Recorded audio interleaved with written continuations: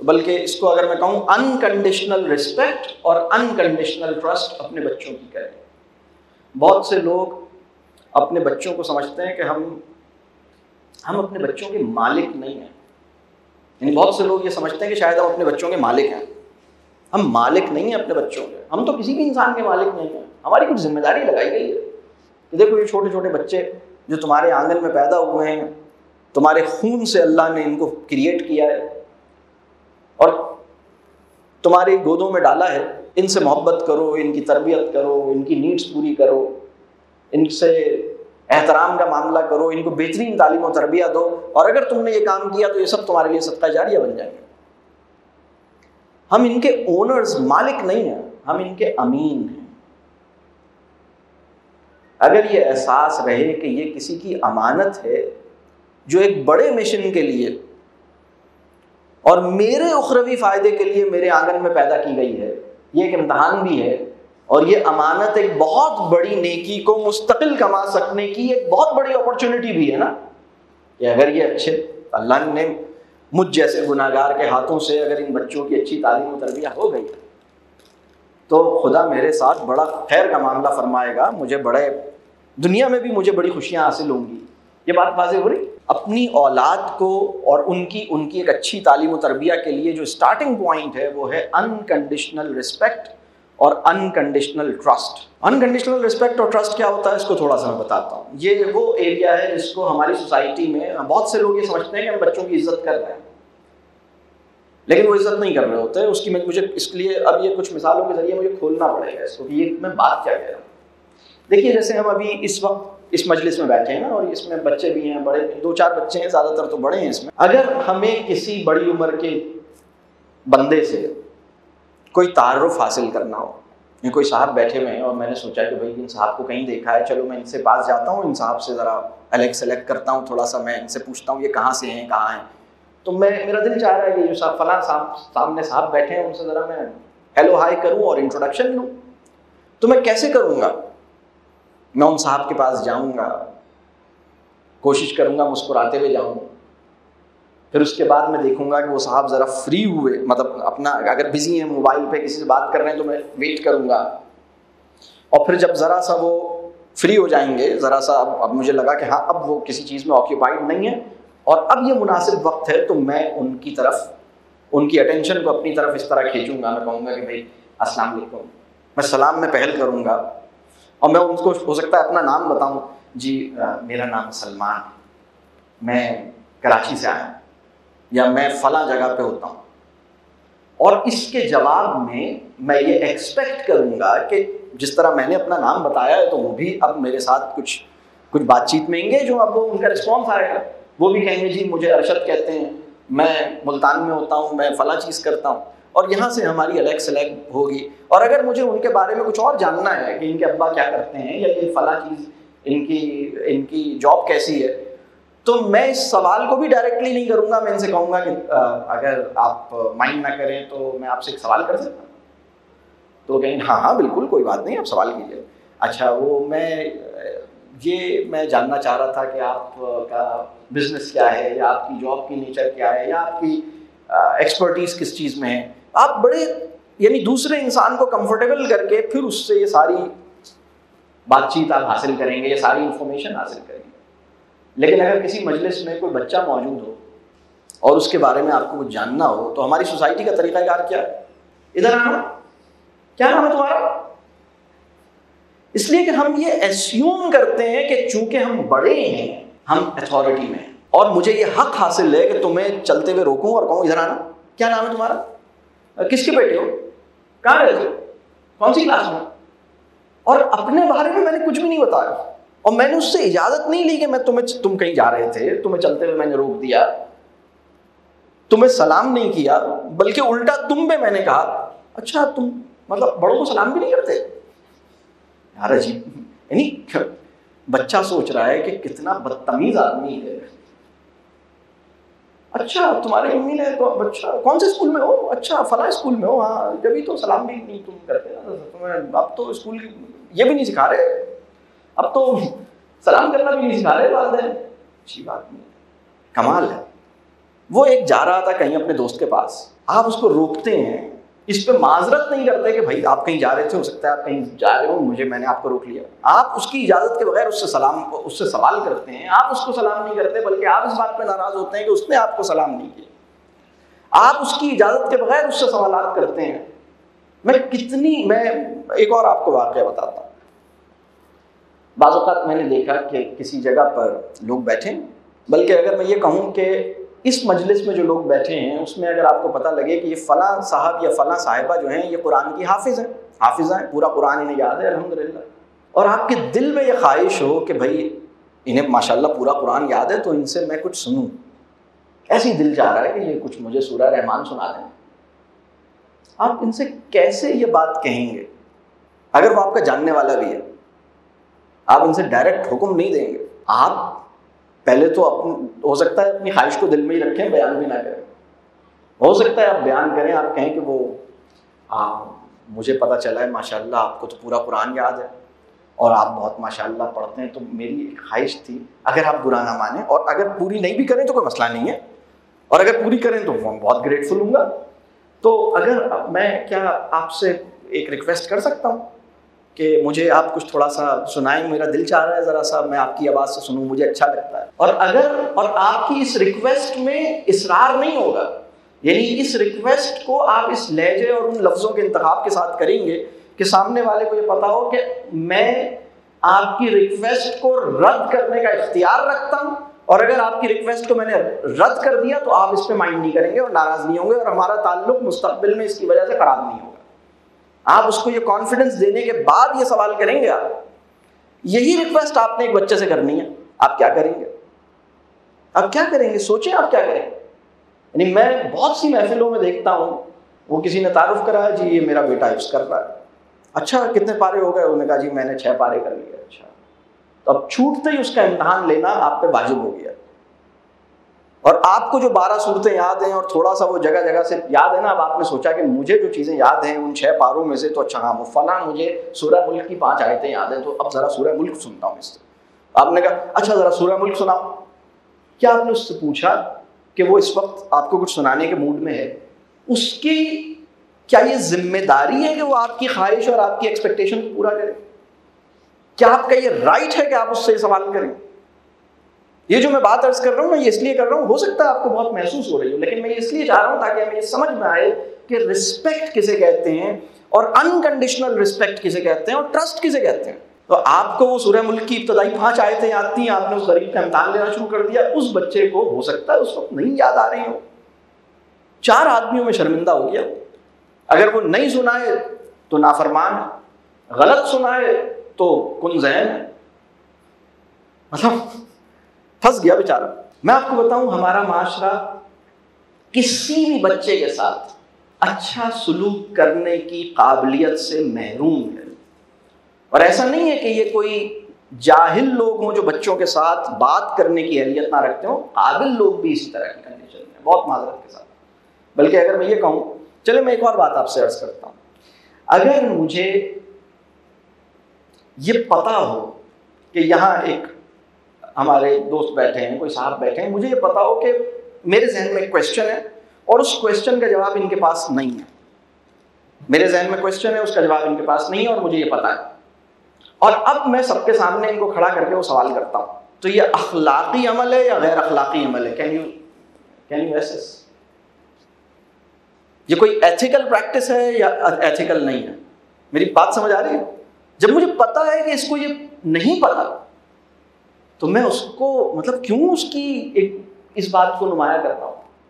इस वक्त क्या करते हैं हम एजुकेशन के अंदर ना, हम टीचर क्वेश्चन करता है क्लास में, और एक बच्चा कहता है सर मैं बताऊं, तो टीचर कहता है नहीं तुम नहीं बताओ, तुम्हें तो पता है ना, तुम नहीं बताओ, तुम बताओ, क्योंकि उसको ये यकीन होता है कि फलाने बच्चे को नहीं पता, इसी से पूछना चाहिए, क्योंकि टीचिंग की जिम्मेदारी है इन बच्चों की रुसवाई और शर्मिंदगी की एक कंटिन्यूएशन चलती रहे, इनको बात बात पर अजीब सी हालत में। ये मैं वो बात अर्ज कर रहा हूँ कि हम रिस्पेक्ट किसे कहते हैं, रिस्पेक्ट कैसे होगी, इसके बारे में उसूल ये है, रसूलुल्लाह सल्लल्लाहु अलैहि वसल्लम की हदीस का मफहूम है, मुसलमान वो है जिसकी ज़बान और हाथ से दूसरे मुसलमान की इज्जत नफ्स महफूज रहे। दूसरे की सेल्फ रिस्पेक्ट महफूज रहे। इस हदीस का इतलाक बच्चे पे होगा या नहीं होगा? इस वक्त एक प्रॉब्लम यह है कि लोगों का मजहबी फहम उनको ये इजाजत नहीं देता कि इस हदीस का इतलाक बच्चों पे भी होता है।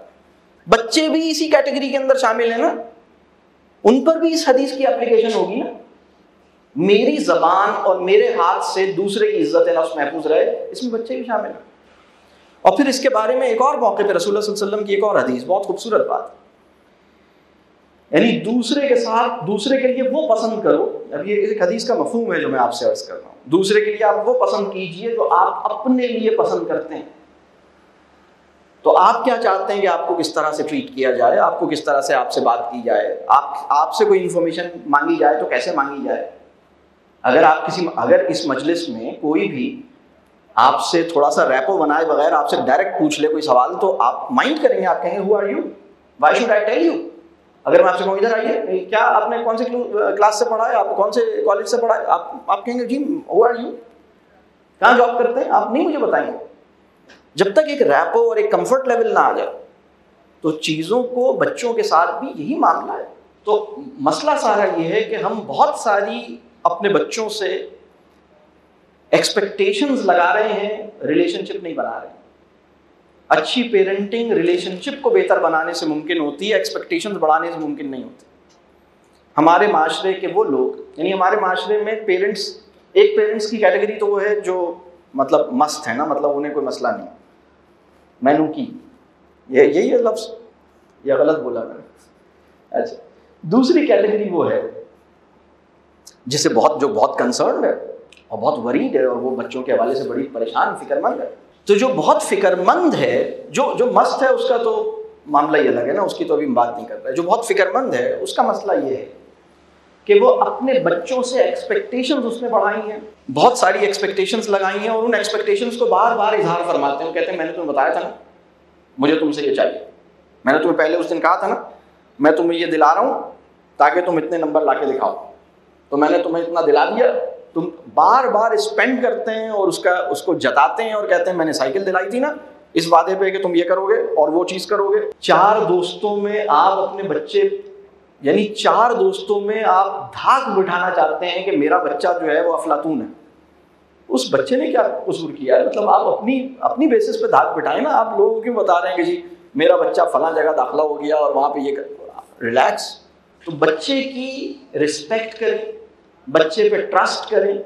ये जुमला तुम नहीं कर सकते, तुमसे नहीं हो सकता, तुमसे कभी कोई काम सही हुआ है, ये जुमला ना बोलें।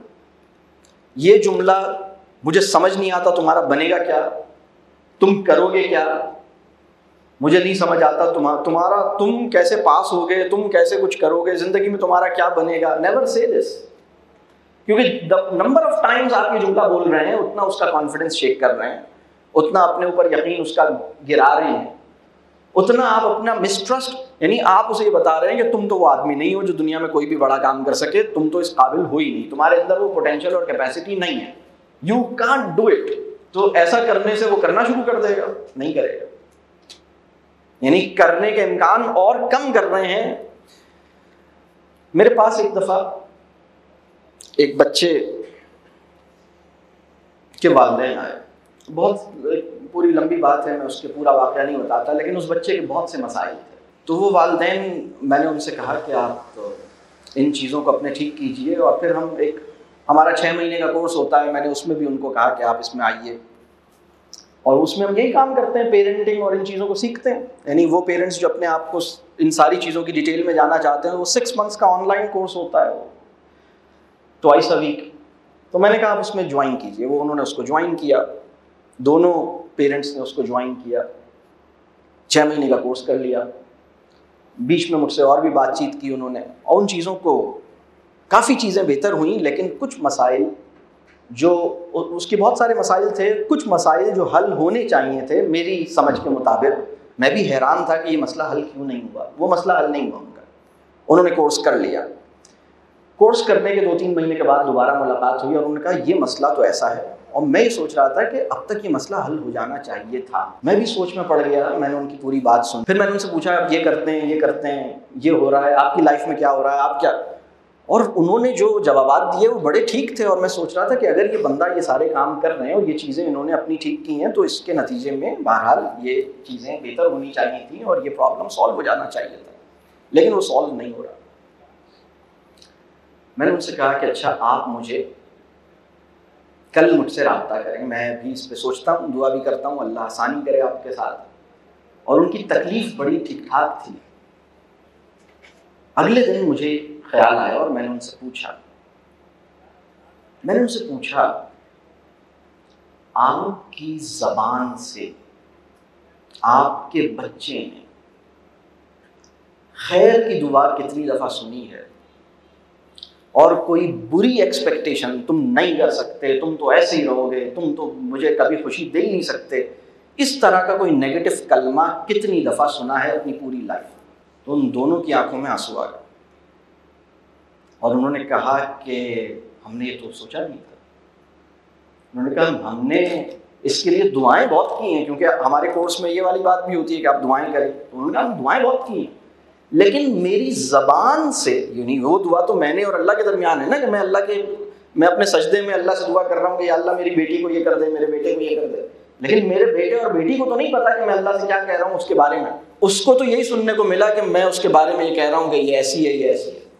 तो खैर उनको ये रियलाइज़ हुआ। मैं इसमें जो बात बताऊँ, बहुत से वालिदैन ने अपने बच्चों को अपनी ही नेगेटिव एक्सपेक्टेशंस या अपने ही यानी किसी बद्दुआ में कैद कर दिया।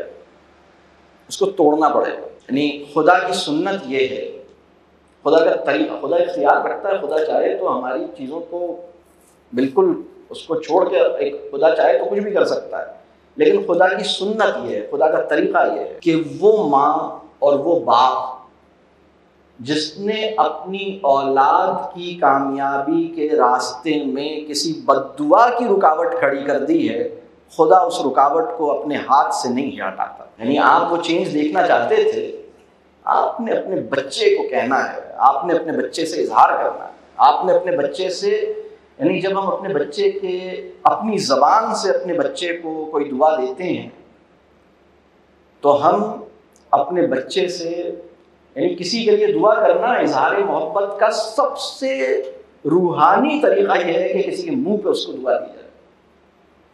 इसमें एहसास पसंदीदगी भी जा रहा है, इसमें मोहब्बत का भी एहसास, इसमें ट्रस्ट का भी एक एहसास है कि मुझे तुमसे ये एक्सपेक्टेशंस हैं और मेरी ये पाकीज़ा तमन्ना है, और इसमें मैं खुदा की नुसरत और खुदा की मदद का तालिब हूँ कि खुदा तुम्हें ये मौका दे कि तुम्हें ये हासिल हो जाए। इसकी जो साइकोलॉजिकल, इसका जो यानी जो साइकोलॉजिकल एक्सपीरियंस है ना, कि मेरी माँ अपनी ज़बान से और मेरा बाप अपनी ज़बान से मेरे लिए कोई कलमा खैर कह रहा है और उसमें खुदा को मुखातिब करके कह रहा है और मुझे सुना रहा है, यानी कह खुदा से रहा है लेकिन मुझे देख के कह रहा है और मेरी तरफ मुखातिब होके कह रहा है, इसका जो असर है वो गैर मामूली है। बल्कि खुद आपकी अपनी ज़िंदगी में अगर आपके वालिदैन ने आपके साथ जितनी दफ़ा ऐसा किया है, उतनी दफ़ा आपको दुनिया में भी और आखिरत में भी कोई फ़ायदा हासिल होने का इम्कान पैदा हुआ है। मतलब ये एक बड़ा कीमती तजर्बा है।